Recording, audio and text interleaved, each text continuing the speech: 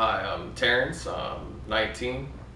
I like to skateboard. I skate a lot now. I used to play a lot of baseball, but then I have to take care of my mom. She's diagnosed with ALS since last December. So most of my time has been, here at the house, being her primary caregiver. But whenever I can, I like to get out and skateboard. I don't think you need to be a certain age to make a difference in society. Age is just a number. People can get older even at a younger age. Maturity is something that happens through life experiences, and people can get a grasp on the real world even at a young age. The kind of impact I would like to have on society would obviously be a positive one. It sucks looking outside my window and seeing, the devastation the world is going to. I mean, turn on the TV and, you watch the news and, there's so much negative stuff happening, even just in America, but in the entire world. It's a shame. What matters to me most is the medical system. Not in America. It's really broken. Like completely trial and error. Government is pretty much letting these hospitals be glorified drug dealers. They're making the new and improved, whatever to try and treat whatever there is out there.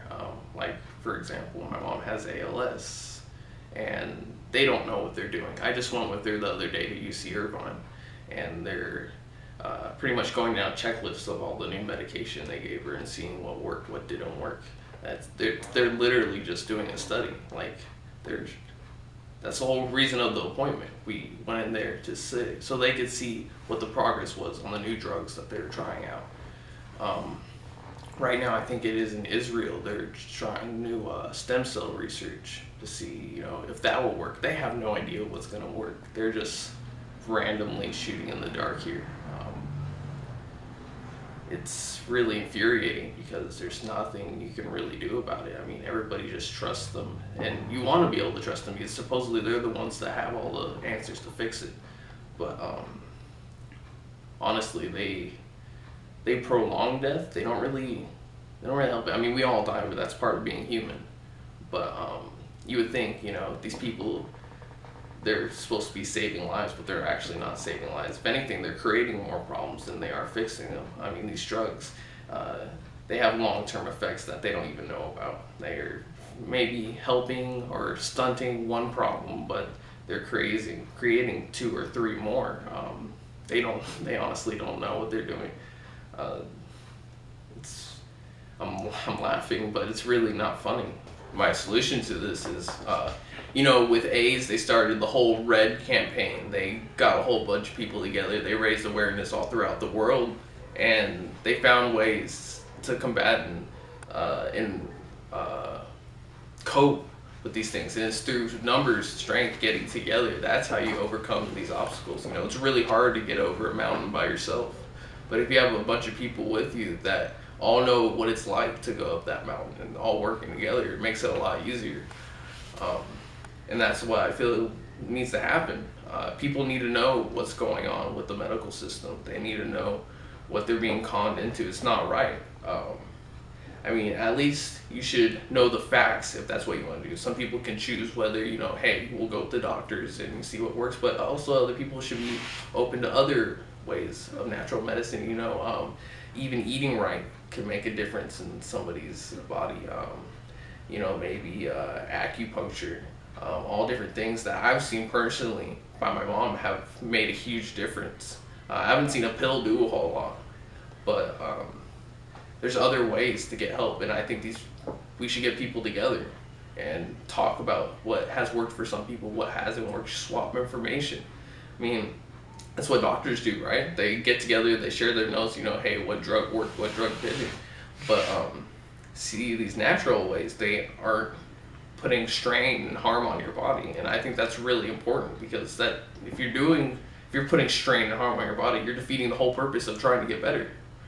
So I think that's very important that start an awareness group, not just for ALS or any one specific disease, but for the whole medical system in general. I think it's very important. Somebody told me I mattered. Maybe not at the time it would make a big impact, But honestly, that does a lot to somebody psychologically. It feels good as a human to know that you matter to somebody, gives you purpose in life. A lot of people go seek a religion because they want to feel that there's somebody higher than them that cares about them or that matters to them. The same thing can happen in everyday life. You don't have to be religious to have that. It feels good to be needed, to be wanted. People need that. People every day kill themselves because they feel like they have no place in this world. Nobody would care if they were gone. But the reality is, when they die, there are people that care about them. And it's actually really selfish of them to do, because they're not just, taking their own life. They're taking chunks out of other people's lives too. And it's very important to let those people know that they do matter.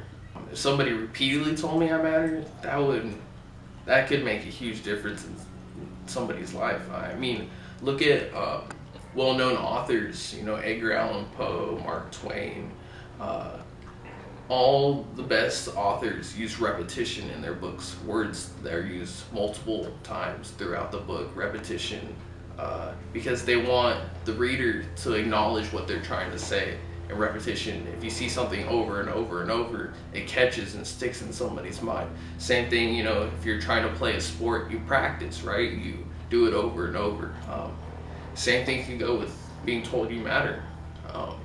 It's embedded in some people's heads. It's just so ingrained by the crap they have to go through in life that they just don't matter to somebody, to anybody really.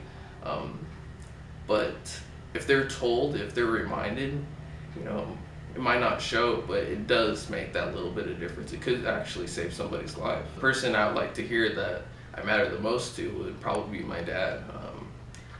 Growing up, he wasn't around a whole lot. And it just kind of seemed like he didn't care for time there. He just kind of went out of my life completely. So, that's a common problem in not just America, but the whole world too. You hear stories of kids being brought up, one parent, even no parents, their whole life they just want to know if their parent, the person that brought them into this world even cares, and that can lead to a lot of health problems actually, because that kind of psychological pain, it sticks with somebody, it cuts deep and it leaves scars. Honestly, my personal hero is my mom. Growing up, my dad was kind of out of the picture.